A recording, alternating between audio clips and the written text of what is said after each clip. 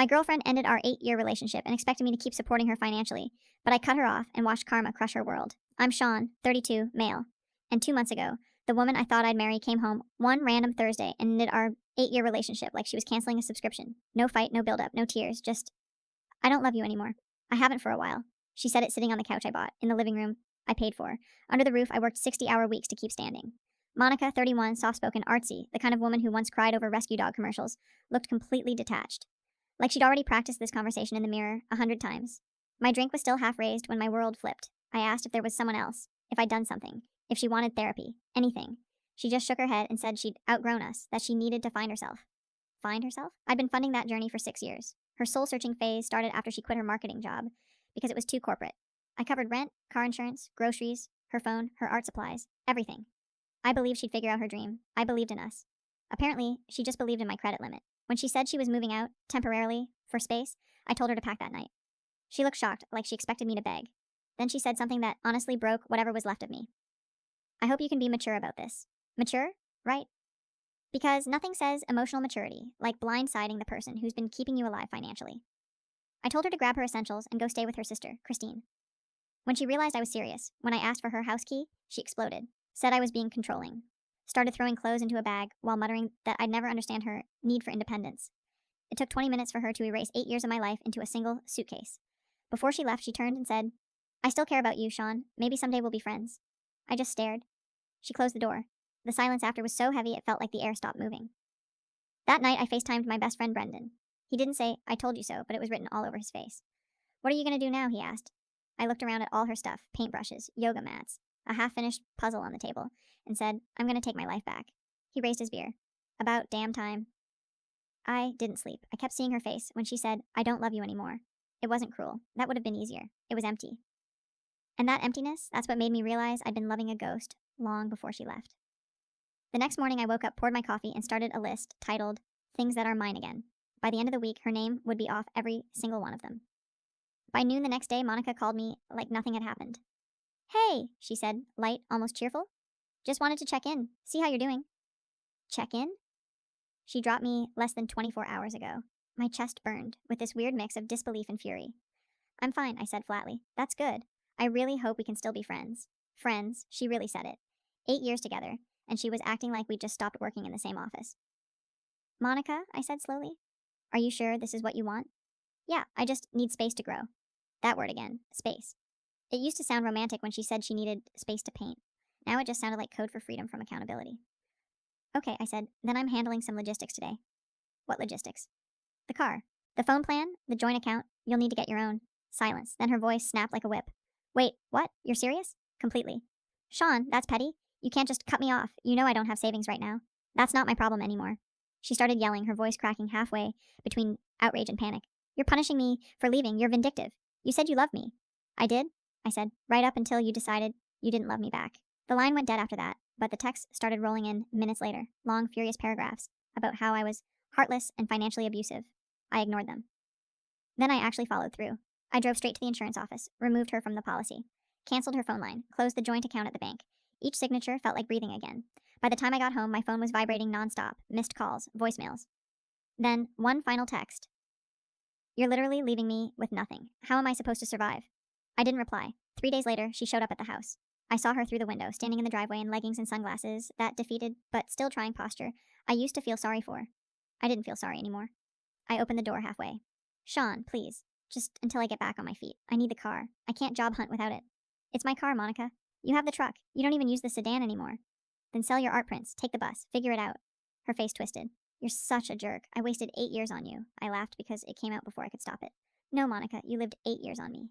She didn't have a comeback for that. Just stood there, mouth open, then spun around and slammed the car door of the Uber she'd borrowed from her sister. As the engine pulled away, I realized something sharp and freeing. This was the first time in years she'd ever had to solve her own problem, and it was going to eat her alive. A week passed before I saw her again. It was Saturday afternoon when Monica texted, saying she needed to come by for the rest of her stuff. Fine, I wanted it out anyway. When she arrived, she wasn't alone. Her sister Christine came trailing behind, all judgment and perfume, giving me this look like she was walking into a villain's lair. Sean, she said flatly. Christine. I stepped aside. The air was thick enough to choke on. Monica brushed past me without eye contact, heading straight to the bedroom, like she owned the place. Christine stayed planted in the living room, arms crossed, staring holes into me. You know, she said, you're handling this really poorly. I laughed under my breath. Am I? Monica's really struggling right now, and you're making it worse. She ended things, Christine, not me. That doesn't mean you get to be cruel about it. I almost asked if they taught logic in her family, but I bit my tongue. Not paying for your sister's lifestyle isn't cruelty, it's reality. She scoffed, muttering something about me being a narcissist, and marched off to help Monica pack. I stayed where I was, scrolling my phone, counting down the minutes until they were gone. Then I heard drawers slamming. Too loud, too fast. I walked to the bedroom doorway, just as Monica zipped a suitcase shut. That's when I noticed what she was carrying, my laptop tucked under her arm. What are you doing with that? I asked. I'm taking it.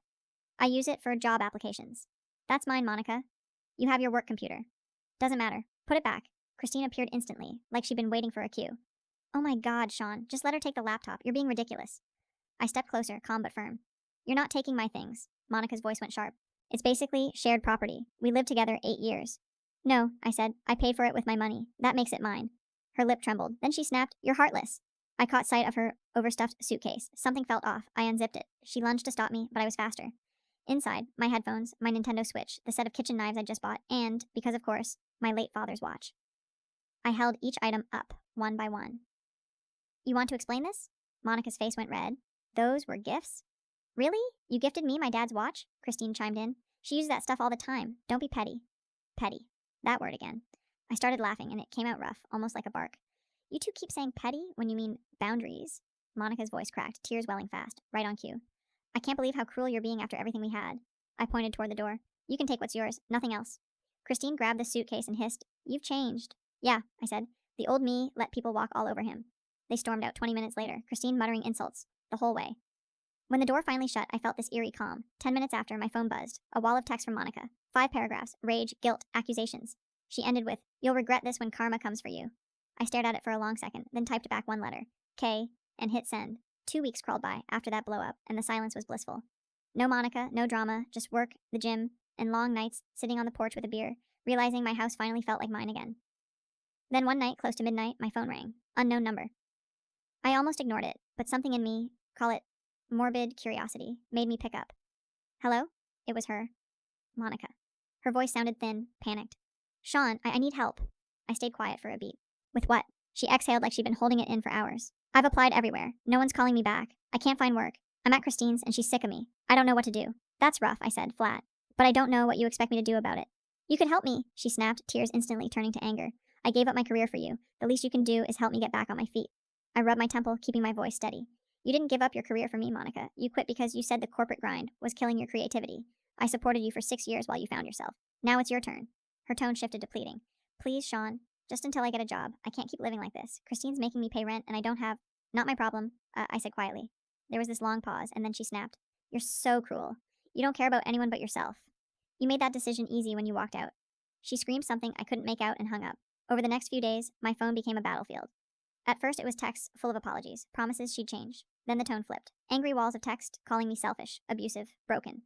Then it turned into pity plays, pictures of half-empty grocery bags, screenshots of unpaid bills. I didn't reply to a single one. Brendan came over one night and I showed him the messages. He scrolled for about a minute before tossing my phone back. Bro, she's spiraling. Don't feed it. I'm not, I said. I'm done being her safety net. A few days later, through a mutual friend, I heard Christine had finally given her an ultimatum. 3 weeks to get a job or get out. The part of me that used to worry felt nothing. But Monica wasn't done. Not even close. Late the next Friday, headlights flashed across my living room. I looked out the window, and there she was, sitting in her sister's borrowed car, crying into her hands. I didn't open the door right away. I just watched her from behind the curtain, the same woman who once told me she needed to find herself, now completely lost. When I finally stepped outside, she jumped like she'd been caught. Sean, please, she said, voice breaking. I'm out of options. I folded my arms. You said you wanted independence. Congratulations. You've got it. She reached for my sleeve, desperate. I made a mistake. Please, I'll do anything. That's when I noticed her phone recording on the hood of the car. Red light blinking. I froze. You're filming this? She stammered. No, it's Christine said, just in case you... I laughed, low and cold. Wow, you really came here to play victim. I took her phone, hit stop, and handed it back. You should go. Her tears turned to rage. She screamed that I was ruining her life, then kicked the mailbox so hard it snapped halfway off. Got in the car, peeled out, gravel flying. When the sound faded, I realized I wasn't angry. I was calm, peaceful even. Because that was the moment I knew something simple and absolute. Monica wasn't going to find herself. She was going to crash into herself. And I was finally out of the blast zone. 3 weeks after that late-night meltdown, the universe delivered the kind of karmic update that felt too poetic to be coincidence. I heard it through Mike, a mutual friend who still talked to Christine sometimes. Apparently, after being kicked out of her sister's place, Monica moved in with some guy she'd met on Instagram. Adrian, you know the type. Designer everything, luxury watch, motivational quotes about grind culture, and exactly 0 photos taken at an actual job. According to Mike, Adrian was successful in crypto, which meant absolutely nothing. But Monica, God help her, bought it. She started posting selfies again, tagging rooftop bars, new handbags, fake laughing over cocktails. The captions were brutal. When you upgrade your life, don't expect your past to follow. Brendan sent me a screenshot. Guess she found herself, he joked. I laughed, but it was hollow. Because part of me already knew how this would end. A month later, I ran into Mike at the gym. He was grinning like he couldn't wait to spill tea. You're gonna love this man, he said. Your ex's rich boyfriend? Total fraud. He's living off credit cards and borrowed money. I almost didn't believe it until the details started rolling in. Adrian was renting luxury cars for photos. The watches, knockoffs. The trips to Miami and Vegas, maxed out credit cards. And the best part, Monica was footing half the bill. At first, small things. Paying for dinners, hotel deposits, Uber rides. Then he convinced her to open a credit card to build joint credit. She opened one with a 10K limit. Within weeks, it was maxed out. When I heard that, I actually laughed out loud. Loud enough that the guy on the treadmill next to me looked over. Mike said she was panicking. Adrian told her not to worry, that he'd pay it off once his investment deal closed. But the deal never existed. And then one morning, he ghosted her completely, deleted socials, changed numbers, vanished. Left her with the bill and a few of his shady friends still crashing at her apartment. The kicker? Those friends weren't just freeloaders. They were the kind of people who loan money with strings attached. The kind of strings that choke you if you can't pay. 2 guys showed up at her apartment demanding $5,000, told her she could thank Adrian for the debt. She called Christine, who told her to go to the police. Monica didn't, too scared apparently. She tried calling me next. Unknown number again. I didn't answer. Later she texted, "You were right about everything. I don't know what to do." I stared at it for a long time, thumb hovering. Then I locked my phone and set it face down. The old Sean, the one who would have rushed to fix it all, who would have opened his wallet and called it love, was gone. But karma wasn't done yet. 2 weeks later, Mike texted me a photo of Monica's public Facebook post. It was long, dramatic, and painfully self-aware. Something about being betrayed by people who pretend to care. Ending with, "Some people build you up just to watch you fall." Brendan sent it to our group chat with one line. Guess gravity finally kicked in. I didn't reply. I didn't need to. Because for the first time in 8 years, I was watching Monica's chaos unfold and realizing it wasn't mine anymore. The fallout from Adrian's little scam hit harder than anyone expected. Through Mike again, who at this point was basically my reluctant news reporter, I heard Monica had sold most of her stuff trying to scrape together the money those guys demanded. Her designer handbags turned out to be cheap replicas, worth maybe $50 each. The jewelry Adrian had bought her? Fake? Even the clothes she'd been flaunting online were rental pieces. In 1 week, she went from flaunting rooftop selfies to pawning furniture. She managed to get together around $3,000, handed it over, and promised to pay the rest. They told her she had 2 weeks or they'd come back. She picked up double shifts at a coffee shop and started waiting tables at night. Her social media went dead. Silent. No more filtered brunches, no more hashtags about self-love and independence. It was almost poetic, like watching the same story she'd written for me, just rewritten with her as the punchline. Meanwhile, my life had taken this slow, steady turn toward peace. I was back at the gym, spending more time with friends, even taking on new projects at work. Brendan dragged me out one night to meet his girlfriend Rebecca's friend Harper. Harper, 29, civil engineer, smart as hell, confident without being arrogant. The kind of person who didn't need validation from likes or followers. She laughed easily and asked real questions. The first time she heard the full Monica saga, her jaw dropped. "You supported her for 6 years?" she asked. "Yeah," I said, trying not to sound defensive. "Wow. I can't even imagine quitting work and depending on someone like that." "That's because you're functional," I said. She laughed, and something in my chest eased for the first time in months. Things with Harper moved slow, simple. No games, no manipulation, no walking on eggshells. Just balance. Then one evening, a few months in, as we were cooking dinner, I got a message from an unknown number again. I already knew who it was before I opened it. "Sean, please, I've made mistakes. Adrian ruined my life. I'm drowning in debt.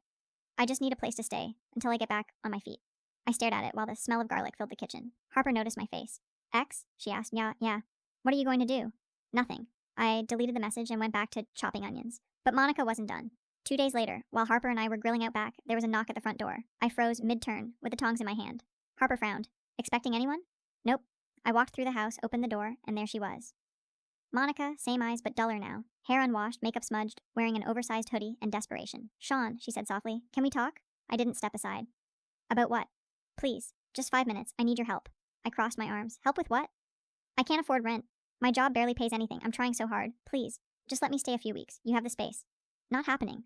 Her face crumpled. "You don't even care, do you? You made it clear months ago. You didn't love me. You wanted freedom. Well, this is it." She looked past me into the house, and her eyes landed on Harper, standing in the kitchen doorway. Harper lifted her hand in a small polite wave. Monica's expression twisted. "So that's her. Wow, Sean. Didn't take long. I didn't flinch. No, it didn't. Because I finally met someone who doesn't see me as a paycheck. Her voice cracked. You're both disgusting. Appreciate the feedback, I said, and closed the door before she could say another word. Through the glass, I watched her pound on the door once, twice, then scream something I couldn't hear before stomping off down the driveway. Harper came over quietly and touched my arm. You okay? Yeah, I said. That was just Karma knocking. But I was wrong about that. Karma hadn't knocked. It was just getting ready to kick the door down. It had been about 3 months since Monica's surprise doorstep visit, and honestly, I'd stopped thinking about her. Life was good. Harper and I had found a rhythm that just worked. Quiet mornings, shared bills, no emotional chaos. She sold her condo, we bought a house together, split everything 50-50. For the first time in years, I felt like an adult, in a real partnership instead of someone's ATM with a pulse. Then Brendan called one night while I was cooking dinner. Bro, he said, already laughing. You are not gonna believe what happened to Monica. I sighed. Brendan, I don't even want to know. Trust me, you do. Apparently, Monica had bounced back just long enough to meet someone new. Guess what? It was Adrian 210, some dude named Adrian, with an E, who looked like he'd been printed from the same scammer template, rented sports cars, luxury watches, fake motivational quotes about manifesting success. She fell hard, fast, and loud. Her Instagram came back to life overnight. Fancy dinners, hotel lobbies, captions like, never settle for less than you deserve. Christine was hyping every post with fire emojis. Brendan texted me a screenshot with a single line. Deja vu hits different. But within 2 months, everything imploded. Again. Adrian wasn't rich. He wasn't even stable. He was broke and living on borrowed time. The gifts he showered her with were maxed out credit card splurges. He convinced her to open another card for their future, and predictably, drained it within weeks. Then one morning, he disappeared. Poof. Deleted socials, vanished with her car keys and laptop, left her holding the debt. But here's where the universe really went cinematic. Turns out Adrian owed money to people you don't want to owe money to, the kind of people who come knocking. And since Monica was living with him, they decided she was responsible too. Mike told me 2 guys showed up at her apartment demanding $5,000 on Adrian's behalf. When she said she didn't have it, they told her she had 2 weeks to find it, or things would get ugly. She panicked, sold the rest of her stuff, begged Christine for help, even called her old friends, the same ones she'd ghosted when she got with Adrian. No one bit. By the time she scraped together enough to pay part of it, her apartment looked like a crime scene. Bare walls, thrift furniture, nothing left. And if that wasn't enough, the credit card company filed to sue her for the full amount, because her name was on it. Legally, it was all hers. When Mike told me that, I sat back and let it sink in. Not because I was enjoying her misery, okay, maybe a little, but because of the pure symmetry of it. She spent years expecting someone else to carry her weight. And the one time she thought she found another provider, she got burned so hard she'll probably flinch every time someone says, joint account. Harper was sitting beside me on the couch when I told her. She shook her head, half pity, half disbelief. Wow, she said softly. That's brutal. Yeah, I said, leaning back.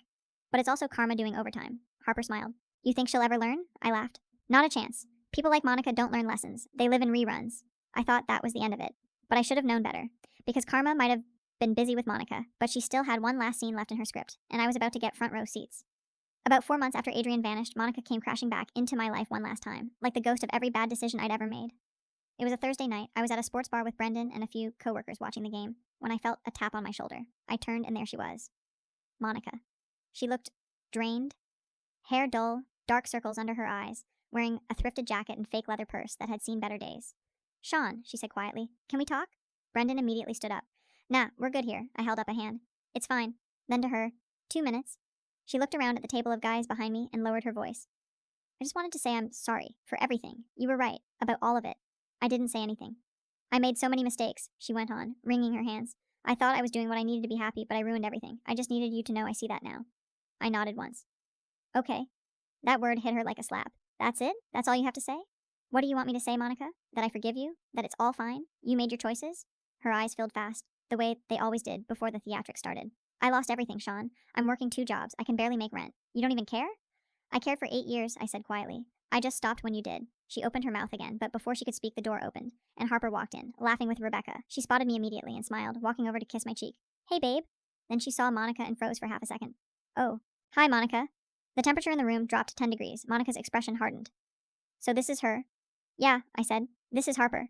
Her voice turned sharp. How long after me did you two start? Harper laughed, calm and steady. Months after. But I'm sure you've already told yourself whatever story makes you feel better. Monica's face twisted. You don't know him like I do. You think he's perfect? Wait until he... Harper cut her off, still smiling. I know he paid your bills for 6 years while you found yourself. That's enough history for me. Monica's jaw trembled, eyes flashing between us. You're both awful, cold, heartless. We prefer the term stable, Harper said, and Brendan nearly spit out his drink, laughing. Monica's breathing went ragged. You destroyed me, Sean. I stood up slowly. No. You destroyed yourself. I just stopped cleaning up the mess.